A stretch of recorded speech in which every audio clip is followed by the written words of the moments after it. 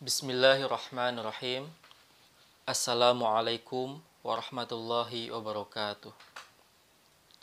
Innal hamdalillah nahmaduhu wa nasta'inu wa na'udzu billahi min syururi anfusina wa min sayyiati a'malina. May yahdihillahu fala mudhillalah wa may yudlilhu fala hadiyalah.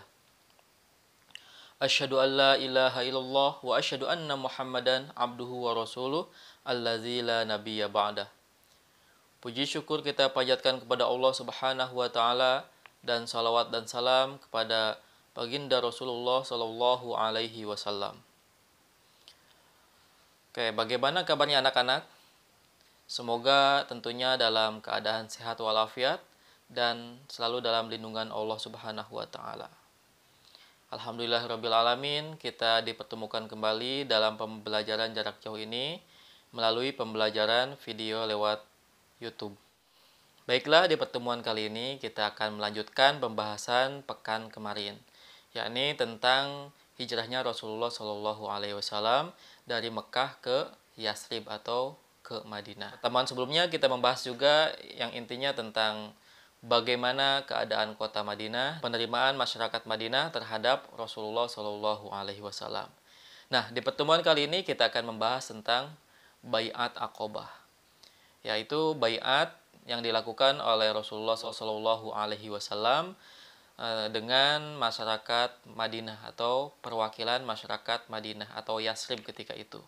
Nah, para sahabat ini sebetulnya sebelumnya sudah bertemu, ya 5 orangnya sudah bertemu, dan kali ini ketika berbaiat ini ada tambahan sekitar 7 orang, berarti jadi ada 12 orang. Nah, para sahabat ini silakan dicek bukunya dan dilihat, ya dibaca. Bahkan kalau bisa silakan dicari ya sejarahnya mereka masing-masing atau kisahnya mereka masing-masing. Ke-12 orang ini ketemu Rasulullah Shallallahu Alaihi Wasallam di Aqobah. Nah, baiat Aqobah ini, ya baiat artinya sumpah setia dan Aqobah tempatnya Aqobah. Jadi sumpah setia kepada Rasulullah SAW yang dilakukan di Aqobah. Nah, apa aja isinya? Nah, yang pertama tentunya masalah akidah. Yang pertama adalah larangan untuk menyekutukan Allah Subhanahu wa taala. Dan yang kedua adalah larangan untuk mencuri. Dan yang ketiganya larangan untuk membunuh anak-anak mereka sendiri atau anak-anak perempuan biasanya. Karena waktu itu, zaman itu, salah satu aib ketika itu adalah ketika seseorang melahirkan seorang anak perempuan. Jadi ketika itu banyak ya kejadian ketika lahir misalnya langsung dikubur hidup-hidup. Saking malunya ketika merasakan mempunyai anak perempuan. Rasulullah Shallallahu Alaihi Wasallam langsung melarang untuk membunuh anak-anak mereka sendiri, khususnya anak perempuan. Tidak mengumpat, tidak saling memfitnah, dan tidak menolak untuk berbuat kebaikan. Jadi jika ada perintah untuk melakukan kebaikan, maka mereka dilarang, ya dalam perjanjian itu dilarang untuk menolaknya. Dan Rasulullah Shallallahu Alaihi Wasallam menjamin siapa yang mengikuti baiat ini dan melakukannya secara betul-betul, maka ganjarannya atau balasannya adalah surga. Nah, setelah itu mereka semuanya pulang ke Madinah. Ketika itu juga Rasulullah Shallallahu Alaihi Wasallam mengutus seorang sahabat ke Madinah untuk mengajarkan membaca Al-Quran khususnya dan mendalami Islam. Walaupun ketika itu Islam masih baru datang dan Rasulullah Shallallahu Alaihi Wasallam sudah mengirimkan sahabat untuk mengajarkan di kota Madinah. Sahabat itu adalah Mus'ab bin Umair, ya. Mus'ab bin Umair. Dan akhirnya agama Islam di kota Madinah berkembang dengan pesat.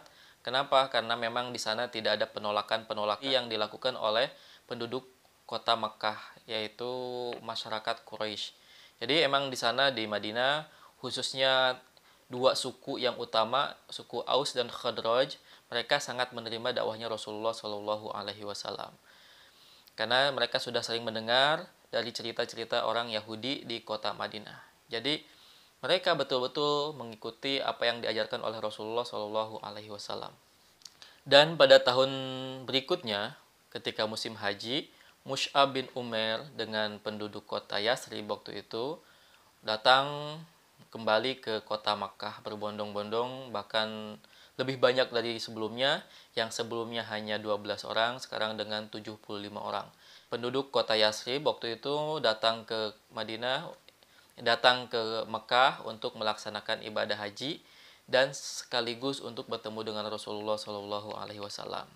Dan rencana bertemunya sama seperti pertemuan-pertemuan sebelumnya, yaitu di Aqobah. Dan pertemuan itu semuanya dirahasiakan karena memang penduduk kota Makkah masih sangat membenci sekali dakwahnya Nabi Muhammad. Bahkan lebih dahsyat kebencian masyarakat kota Makkah atau orang Quraisy terhadap Rasulullah Shallallahu Alaihi Wasallam. Walaupun memang Rasulullah SAW sendiri termasuk orang Quraisy. Nah, kali ini juga Rasulullah Shallallahu Alaihi Wasallam meminta masyarakat Madinah atau perwakilan masyarakat Madinah yang datang ke Makkah dan sekarang di Aqobah meminta untuk berbaiat kepada Rasulullah Shallallahu Alaihi Wasallam. Baiatnya yang berisi untuk melindungi Nabi Muhammad sebagaimana mereka melindungi anak-anak dan istri-istri mereka. Jadi di sini langkah Rasulullah Shallallahu Alaihi Wasallam untuk menetapkan, untuk mempunyai dukungan yang tetap daripada masyarakat yang banyak, khususnya orang Yasrib.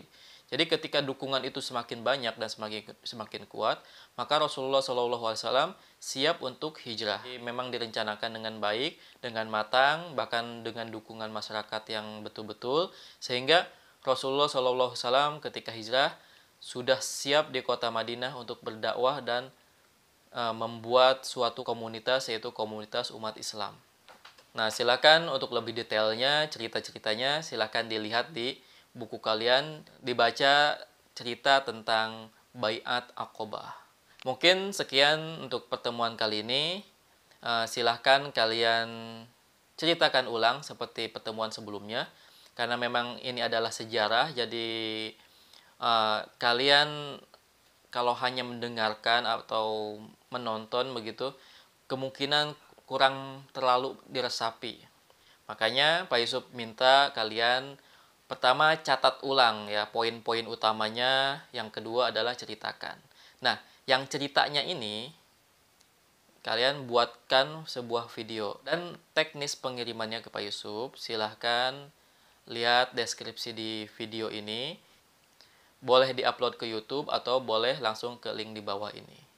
Kalau kalian sudah upload ke YouTube, silakan copy dan paste linknya ke Google Form di bawah ini. Tapi kalau seandainya belum diupload, silakan langsung upload di Google Form di bawah ini. Oke, terima kasih. Semoga bermanfaat. Lalu semangat belajarnya, bantu orang tuanya di rumah. Wabillahi taufiq wal hidayah. Assalamualaikum warahmatullahi wabarakatuh.